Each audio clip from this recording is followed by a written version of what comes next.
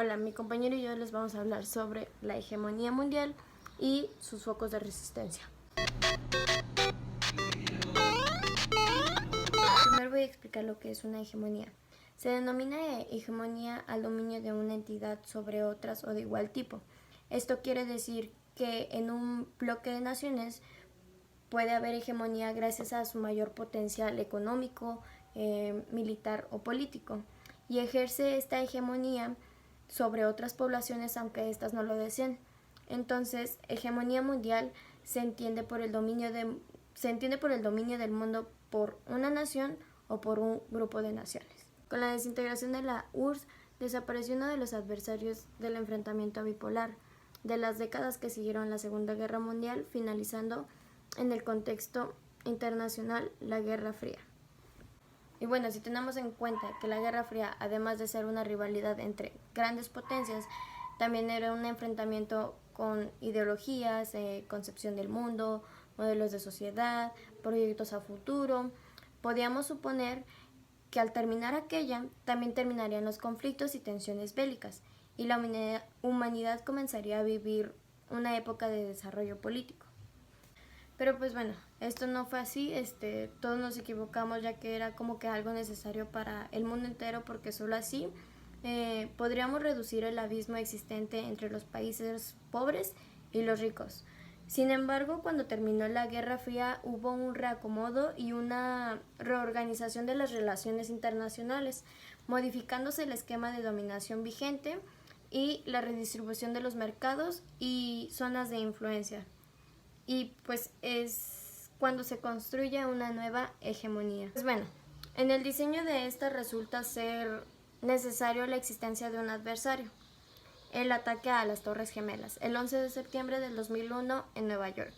Esto les proporciona el enemigo ideal, el terrorismo, porque los límites de este concepto son difusos, es intangible, está en todas partes y no desaparece nunca, y de esta forma da la posibilidad de concebirlo en cualquier país u organización que se oponga o al menos obstaculice los intereses hegemonistas.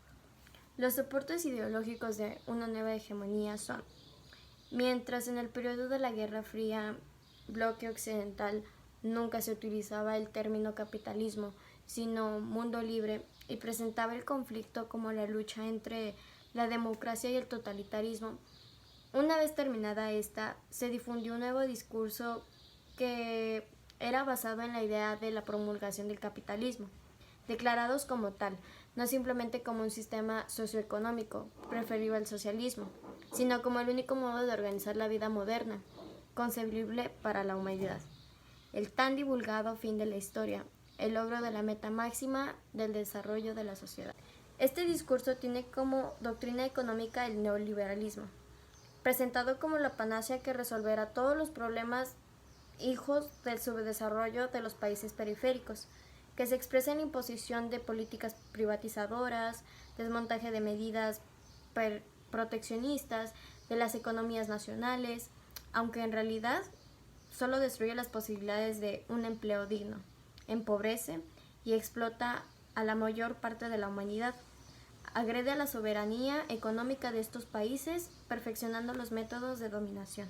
Por otra parte, por convertir al mundo en un escenario bélico en la lucha contra los terroristas, abre la posibilidad de que otras potencias eleven su capacidad militar, pues bien para defenderse o para discutir alguna supremacía militar.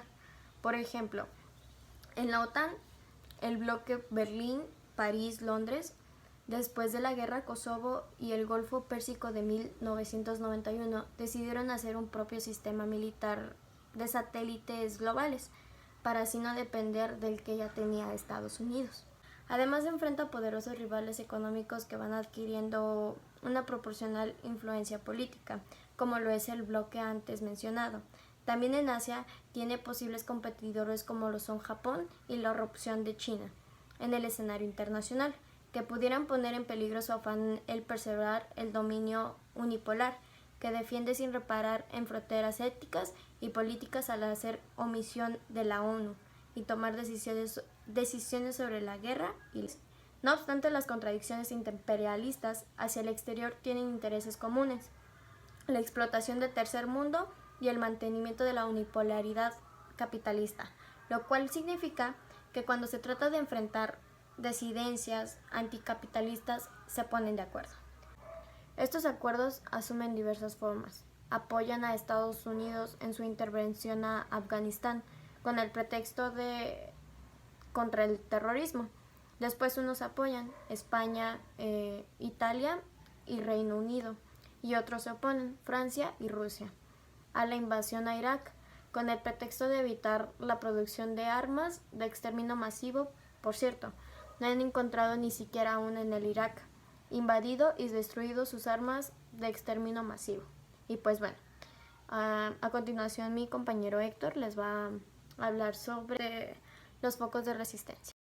Buenas tardes, maestra y compañeros de Kubash. Retomando el tema que venía explicando mi compañera Jimena acerca de la nueva hegemonía económica mundial, viene de la contraparte que son los focos de resistencia. Pero para esto, ¿qué son los focos de resistencia? Los focos de resistencia son aquellas regiones o países que debido a características ya sea sociales, económicas, políticas o culturales se resisten a la influencia de esta nueva hegemonía norteamericana y a todos sus fundamentos tales como el neoliberalismo, el capitalismo y la distinción entre sexo y raza. Los ejemplos de los focos de resistencia los podemos encontrar alrededor de todo el mundo, principalmente en Oriente Medio y América Latina. Uno de los grandes ejemplos que nos ha dado la historia ha sido Cuba, que en los tiempos de la Guerra Fría fue aliado de Rusia y por esta razón Estados Unidos se encargó de bloquearlo comercialmente, marítimamente y diferentes tipos de bloqueos y guerras diplomáticas. Pero ante esto Cuba prevaleció y nos mostró que a pesar de la nueva hegemonía es posible establecer distintos sistemas de política y economía. Y entonces aquí también entran otros casos de América Latina como lo son Venezuela cuando era gobernada por Hugo Chávez y Bolivia cuando era gobernada por Evo Morales. También en Oriente Medio el caso a destacar es Irak, que aunque fue invadida en 2003 por fuerzas estadounidenses, aún se ven grupos mal armados y mal organizados hacerles frente.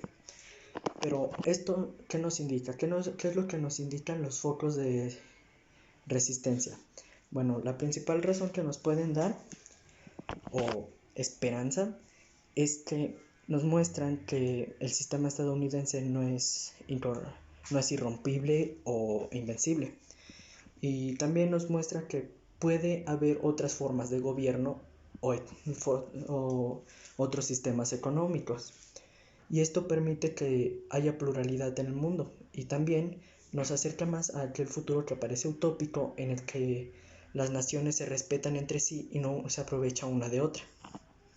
Y bueno, esto sería todo por mi parte. Gracias por su atención y quédense en casa.